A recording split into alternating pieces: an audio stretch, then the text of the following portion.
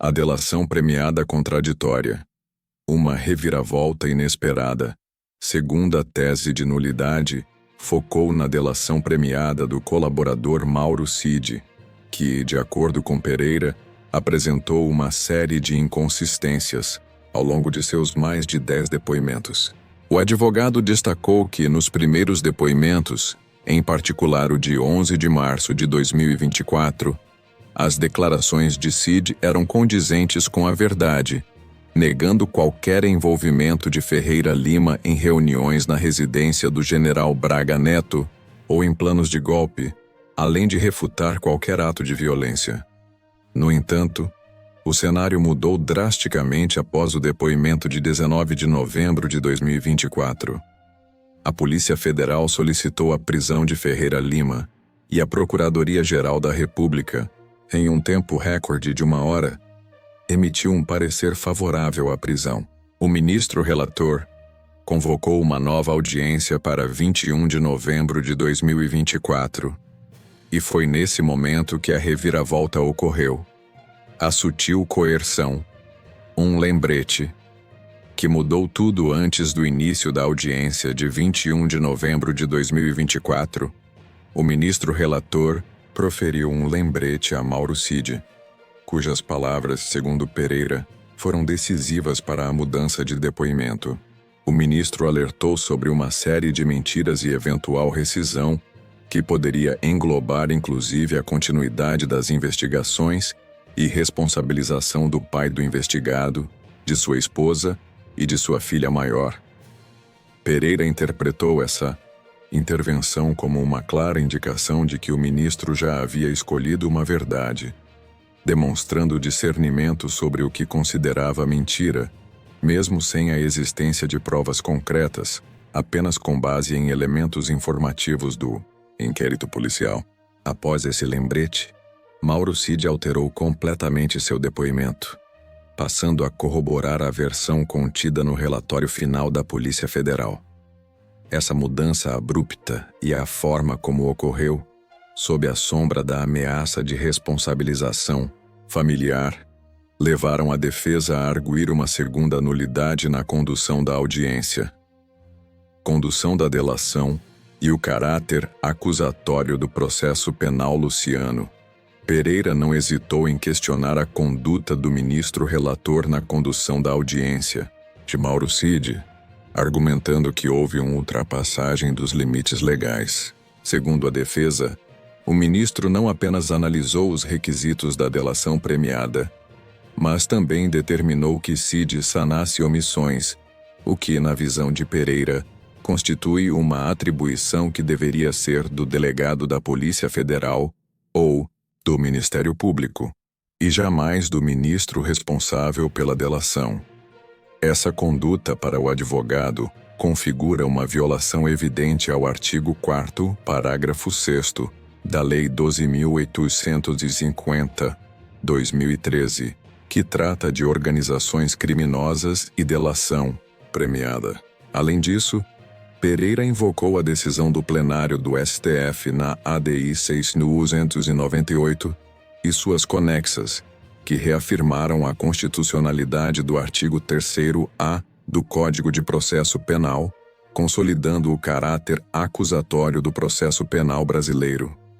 Isso significa que a atividade probatória deve ser das partes, e não do julgador, especialmente em casos que envolvem direitos fundamentais e o próprio respeito à Constituição.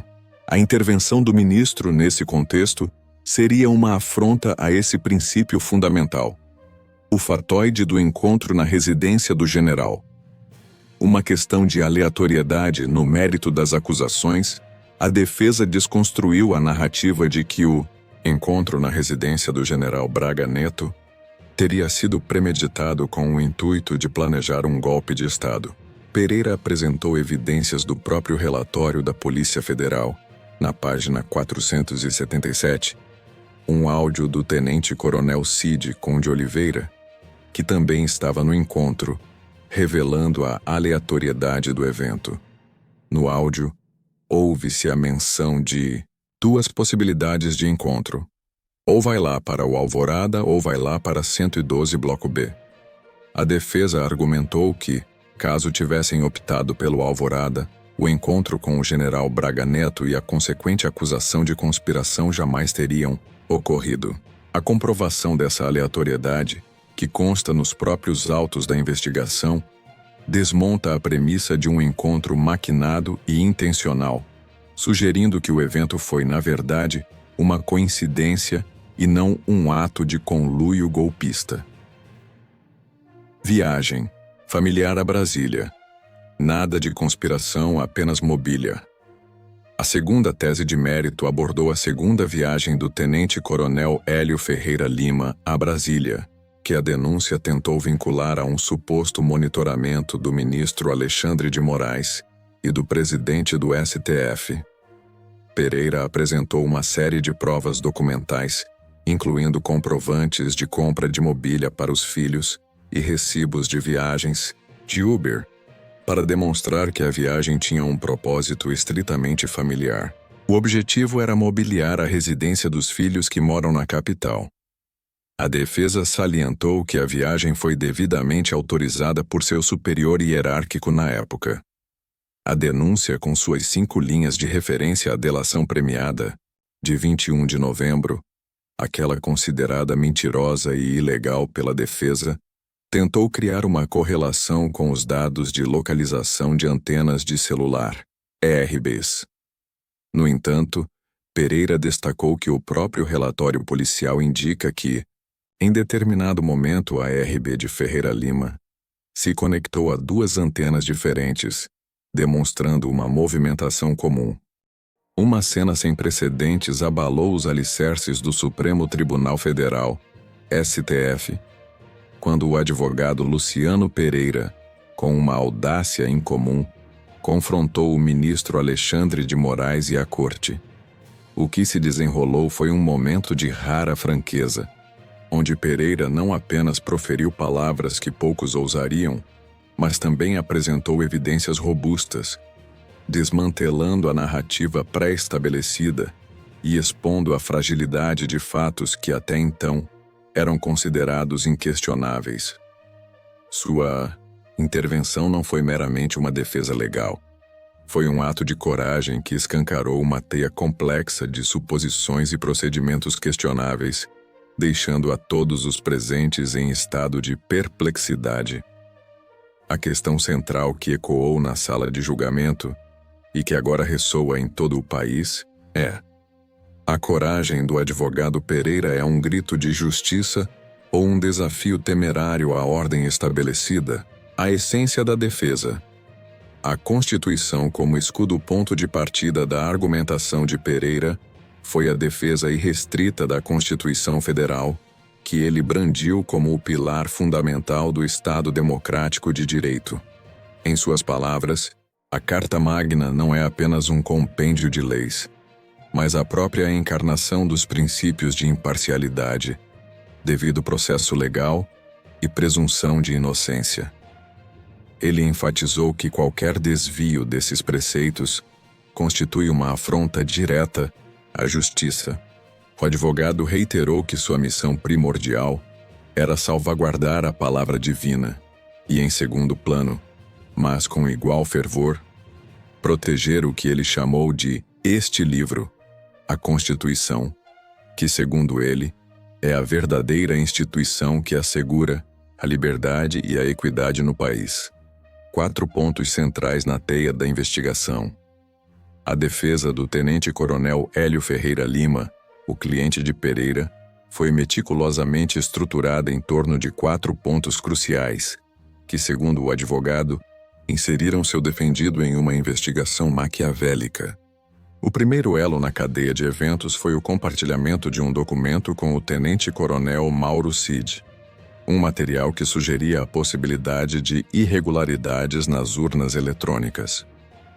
O segundo pilar da acusação residia em uma suposta reunião fatídica na residência de um general, um encontro que a denúncia apresentava como um conluio para fins ilícitos. O terceiro aspecto era um alegado monitoramento do ministro Alexandre de Moraes e do presidente do STF. Uma acusação de grave impacto. Por fim, o quarto e último ponto dizia respeito à elaboração de uma planilha intitulada Opune, cujo propósito era para a acusação, obscuro e conspiratório.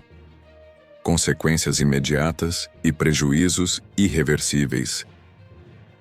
Crucial destacar que, mesmo com a fragilidade dos dois primeiros pontos, o compartilhamento do documento e o encontro na residência do general, as repercussões para o tenente-coronel Ferreira Lima foram imediatas e severas. A imposição de medidas cautelares, incluindo busca e apreensão, resultou em perdas significativas em sua carreira militar. Ele foi destituído do comando da 3ª Divisão das Forças Especiais do Estado do Amazonas e, de forma ainda mais impactante, perdeu 4 promoções ao posto de coronel. Essas sanções foram aplicadas com base em alegações que, segundo a defesa, careciam de substância e prova cabal, levantando sérias questões sobre a proporcionalidade das medidas em relação à gravidade das acusações iniciais, a rapidez e a contundência das ações judiciais, fundamentadas em indícios preliminares, contrastam fortemente com a ausência de uma oportunidade plena de defesa para o militar, um aspecto que Pereira fez questão de sublinhar. Cerceamento de defesa. Uma nulidade fundamental. A primeira tese de nulidade apresentada por Luciano Pereira reside no cerceamento de defesa durante a fase do inquérito policial, especificamente no primeiro depoimento do tenente-coronel Hélio Ferreira Lima, ocorrido em 22 de fevereiro de 2024. O advogado relatou que, ao se apresentar para colaborar com as investigações da Polícia Federal, seu cliente foi compelido a responder a 111 perguntas, previamente elaboradas, sem a possibilidade de selecionar quais responder. A negativa de acesso aos autos por parte do advogado da época, que não pôde sequer conhecer os fatos que seriam objeto do interrogatório, agravou ainda mais a situação. Pereira sustentou que essa imposição violou flagrantemente o artigo 23, parágrafo único, da Lei de Organizações Criminosas, além de desrespeitar a súmula vinculante do Supremo Tribunal Federal. O mais alarmante, segundo ele, é que, apesar dos pedidos reiterados, o tenente-coronel Ferreira Lima jamais foi ouvido de forma adequada, e a versão apresentada à mídia e ao próprio tribunal provém exclusivamente da Polícia Federal, em detrimento da perspectiva do acusado.